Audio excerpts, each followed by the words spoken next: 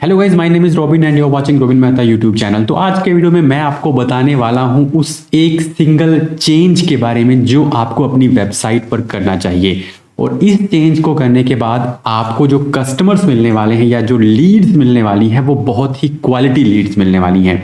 या फिर आप ये भी कह सकते हैं कि आपकी वेबसाइट पे जो भी आ रहा है उसके कन्वर्ट होने के चांसेस बहुत बढ़ जाएंगे। तो बेसिकली इसके अंदर हम ये कवर करने वाले हैं कि आप किस तरह से जो आपकी वेबसाइट पे अगर कोई पर्सन लैंड करता है तो उसको कस्टमर में कैसे बदल सकते हैं।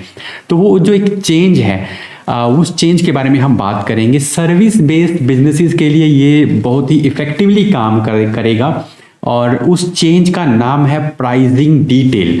जी हाँ, आपको थोड़ा सा ये अजीब लग सकता है कि प्राइसिंग डिटेल किस तरह से हमारी जो है कन्वर्जन को बढ़ा सकती है और क्वालिटी लीड्स लेके आ सकती है। तो यही सब कुछ मैं इस वीडियो के अंदर बात करने वाला हूँ। देखिए, काफ़ी सारे लोग ये बात करते हैं कि उनके पास कोई बिजनेस नहीं आ रहा है या फिर मार्केट में रिसेशन चल रहा है या फिर बहुत ही मंदी का दौर चल रहा है और लोग चीज़ें जो सर्विसेज जो हैं ले ही नहीं रहे या खरीद ही नहीं रहे।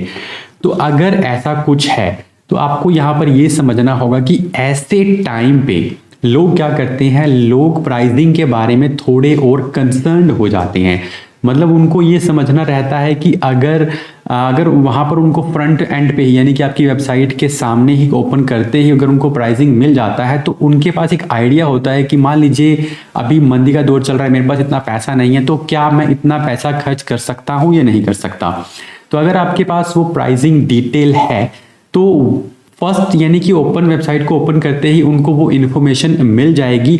और क्योंकि वो उस टाइम पे प्राइसिंग के बारे में थोड़े से कंसर्न्ड थे, इसीलिए जब उनको प्राइसिंग की डिटेल वहाँ मिल जाएगी तो वो अपना जो हिसाब किताब है वो लगा सकते हैं और फिर अल्टीमेटली अगर वो बाय कर सकते हैं तो वो बाय करेंगे और बाय नहीं कर सकते हैं तो फिर वो उसको लीव कर देंगे।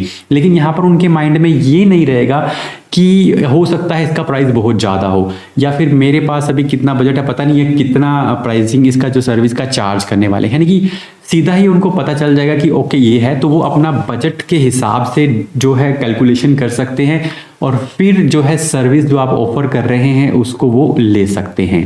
बहुत से सर्विस बेस्ड बिजनेस इस चीज को जो है अवॉइड करते हैं, यानी कि वो प्राइसिंग डिटेल देने में थोड़ा सा हिचकिचाते हैं। ऐसा क्यों होता है? क्योंकि उन्हें लगता है कि अगर उन्होंने सीधा ही प्राइसिंग डाल दी और जो कस्टमर आ रहा है उसको पता नहीं चलेगा कि हम उसके अंदर क्या वैल्यू देने वाले हैं। तो उनको ये लगता है कि अगर वो कस्टमर से बात करेंगे और बात करके वो बताएंगे कि हम ये चीज़ें आपको एज अ सर्विस देंगे और इसीलिए इसका प्राइस हमने ये रखा है, तो ये एक कारण होता है कि वो प्राइसिंग डिटेल को वहाँ पर शो नहीं करते। तो इस चीज़ को जो है आप इस एग्जाम्पल से समझ सकते हैं कि जब भी आप किसी रेस्टोरेंट में जाते हैं तो वहाँ पर जो है आप मेन्यू देखते हैं और मेन्यू के अंदर आपको सारी जो डिशेस हैं उनका प्राइसिंग लिखा मिलता है। यानी कि ये हमारी जनरल हैबिट होती है कि हम मेन्यू मतलब देखते हैं।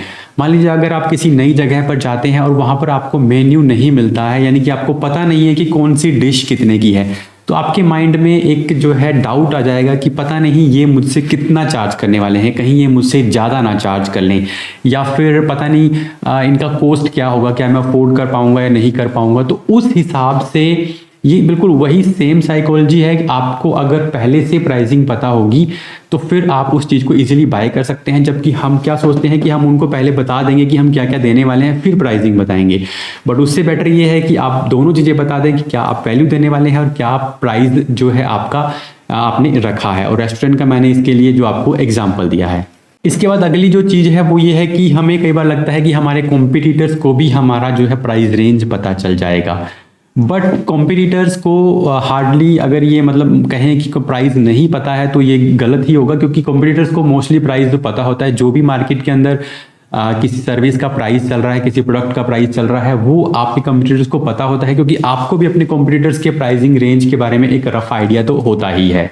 इसके बाद अगर आप ये सोचते हैं कि आप अगर प्राइस मेंशन नहीं कर रहे तो आप कस्टमर से ज़्यादा भी चार्ज कर सकते हैं, आप नेगोशिएट कर सकते हैं। मतलब आपने कुछ भी मेंशन नहीं किया तो आप कितना भी चार्ज कर सकते हैं। और यही चीज़ जो है कस्टमर के माइंड में भी आती है। अगर प्राइस वहाँ पर नहीं है तो उसको भी यही लगेगा कि ये मुझसे कितना भी चार्ज कर सकते हैं। तो वो ट्रस्ट का जो लेवल बिल्ड होना चाहिए था वो बिल्ड नहीं होता है।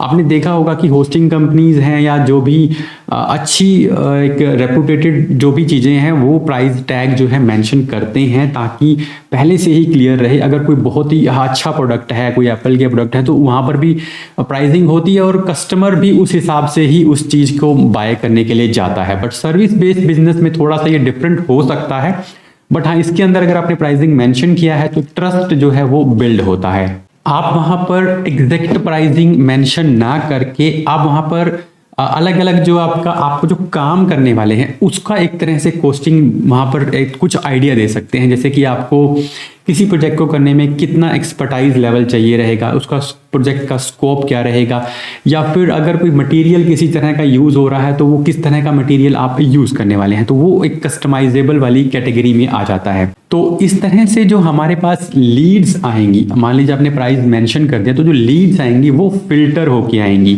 क्वालिटी लीड्स आपके पास आने वाली हैं। मान लीजिए आपका जो स्टार्टिंग प्राइस कुछ शुरू होता है 20,000 से, या तो आपके पास जो पर्सन आ रहा है वो मतलब ये मान के चलिए कि वो प्राइस देख के आ रहा है, और जब वो प्राइस देख के आएगा तो उसका माइंडसेट पहले से ही क्लियर होगा कि हाँ इतना तो ये चार्ज करने ही वाले हैं। फिर आप उससे जो है मतलब सिर्फ सेल्स के ऊपर बात कर सकते हैं, और इससे जो है आपका काफ़ी टाइम बचेगा। क्योंकि कई बार क्या होता है, जैसे जैसे आप मतलब बिजनेस करते हैं तो काफ़ी सारे कामों को आपको हैंडल करना पड़ता है। तो जब लोग आपसे बात करेंगे और उन्हें प्राइसिंग का नहीं पता है तो फिर एक मतलब आपका जो टाइम वेस्ट हो रहा है, क्योंकि हो सकता है उनका बजट ही उतना ना हो, तो फिर अगर वो आप उनसे बात कर रहे हैं तो वो एक काइंड ऑफ मतलब वेस्टेज ऑफ टाइम है। तो उसको बचाने के लिए अगर आपने प्राइसिंग मेंशन कर दी है तो उसका माइंडसेट पहले से क्लियर होगा, और फिर आप उससे नेक्स्ट लेवल पे बात कर सकते हैं क्योंकि उनको प्राइस पता है। ठीक है, तो ये एक जो है क्वालिटी लीड्स की ओर हम जो है बढ़ जाते हैं। इसके बाद आते हैं कि प्राइसिंग को किस तरह से ऐड करना चाहिए। देखिए, प्राइसिंग के लिए आप एक अलग से पेज भी बना सकते हैं। जैसे आपने देखा होगा कि काफ़ी सारी होस्टिंग कंपनीज जो हैं अलग से प्राइसिंग का पेज बनाती हैं, या प्रोडक्ट कंपनीज जो हैं वो प्राइसिंग का पेज बनाती हैं। तो सर्विस बेस्ड बिजनेस भी प्राइसिंग का एक पेज बना सकते हैं। हाँ, अगर आपका बिजनेस, आपका जो सर्विस है वो थोड़ा कस्टमाइजेबल है, जैसे कि ईमेल सर्विसेज की अगर हम बात करें तो वहाँ पर हमें होता है एक अलग से कैलकुलेटर दिया जाता है जिसमें बताया जाता है कि 1000 ईमेल्स पे ये चार्ज रहेगा, 2000 ईमेल्स पे ये चार्ज रहेगा। तो आप एक तरह का फिल्टर भी, एक तरह का कैलकुलेटर भी वहाँ पर लगा सकते हैं, जिससे आप जो है प्राइसिंग की डिटेल दे सकते हैं। और अगर आपने कैलकुलेटर वगैरह को यूज़ करने पे कोई ईमेल कलेक्शन का कोई सिस्टम सेटअप किया है तो वो ईमेल फिल करने के बाद ही कैलकुलेटर को यूज़ कर पाएगा। तो इस तरह से जो लीड्स हैं वो आपके पास बढ़ जाएंगी और क्वालिटी लीड्स आपके पास आएंगी। तो ये एक सिंपल चीज़ है जो आप अपनी वेबसाइट पे अप्लाई कर सकते हैं, टेस्ट कर सकते हैं इसको। मैं ये नहीं कह रहा कि इससे कंप्लीटली आपको फ़ायदा होगा, बट आप इसको टेस्ट कर सकते हैं कि आप एक प्राइसिंग मेंशन कीजिए और फिर देखिए आपके पास जो लीड्स आ रही हैं उनकी क्वालिटी कैसी है एज कंपेयर टू जब आप प्राइसिंग यूज़ नहीं कर रहे थे। आई होप आपको वीडियो अच्छा लगा होगा। इसी तरह के वीडियोस के लिए चैनल को सब्सक्राइब कर लीजिएगा। मिलते हैं आपसे नेक्स्ट वीडियो में।